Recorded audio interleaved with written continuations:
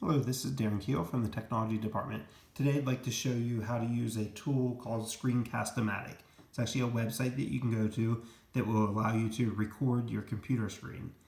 We'll go over some helpful uses for this in some later videos, but for now I just want to show you how to use the basics of the tool.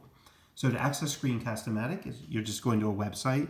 I'm in the Chrome browser, but you could really be in any web browser. And you just look up Screencast-O-Matic. And you don't have to type it in perfectly, but it's used typically the top choice in your list. And here we go, Screencast-O-Matic. And it'll take you to this website. And to launch the recorder, you simply hit Start Recording for free. And then you hit Launch Recorder.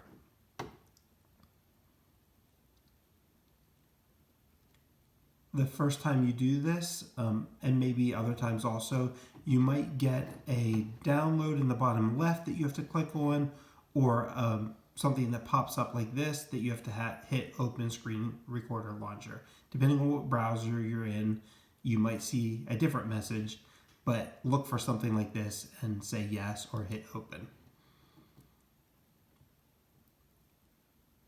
And then just give it a second and the recorder will launch. As you can see, you have varying options here on what you can record. Right now, I have this set to record both the screen and the webcam. If I choose screen, it's just recording the screen and of course my voice. If I choose webcam, then you get to see me. If I choose both, then you get to see both the screen and a small picture of yourself in the corner. As you can see, the maximum time you're allowed to record is 15 minutes for the free version.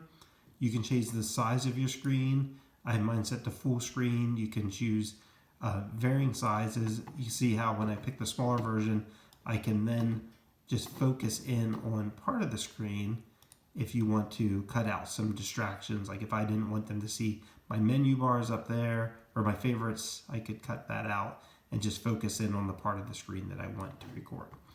But because I'm demoing this, I want you guys to see everything. So I'm going to put this back on full screen. Another important option here is narration. I'm just using the built-in microphone on the laptop to narrate, but you could click on this. If you had a headset plugged in with a microphone, you could choose that from the list. You can also then, once you choose it, it will come up and it'll let you do a quick audio test where you can test the recording options, and it's also just testing my voice and making sure that it's not too soft or not too loud. And when you're ready to go and you're ready to record something, you just hit the record button. So I'm going to hit record, it'll count down, and now it's recording. So everything that I'm doing on my screen, it's recording. I can choose to open up a PowerPoint or a smart notebook file, or a sway, or a web page, or really a Word document, anything, and explain it to my students. It's a very quick and easy way to explain how to do something, or what to do, or give directions, and it gives that personal touch of having your voice. And if you choose, it can also have your picture, your video of you in the corner. When you're done, you simply hit the pause button, and you hit done. If you mess up, you can hit the trash can and start over. But my advice is, generally the first time I record one of these is the best.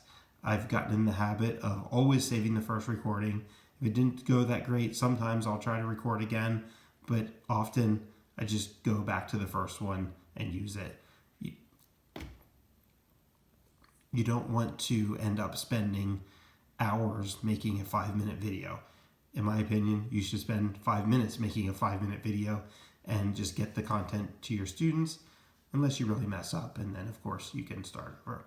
But when you're done, you hit done, and it'll ask you what you want to do. You can't edit the video in the free version, you just have to hit the save button and hit save as video file. Leave the type as an MP4. You can change the file name by simply clicking on it and just typing in the file name that you would like it to be. I'm just going to call that test recording, and you can choose where you want that to save. Either it defaults to the desktop, you could browse and find a folder in your OneDrive by clicking on this PC.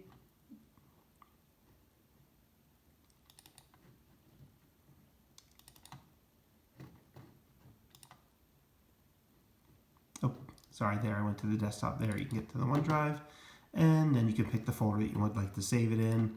I have a folder called My Videos, and I'll just save it in there for now.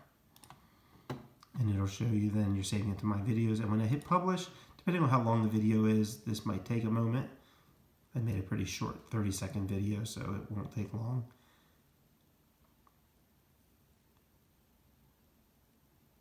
And when it's done, you can preview the video.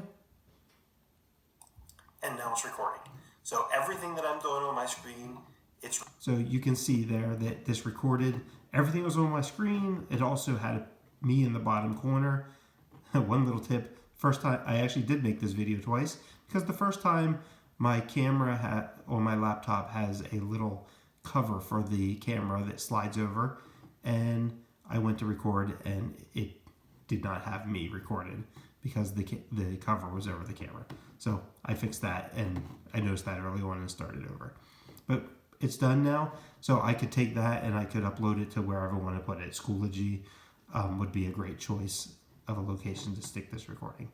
So that's how you use the Screencastomatic tool, and I'll probably be making another video or so giving some examples of using that and how you might use that with your students if you have to do some online instruction. Thank you.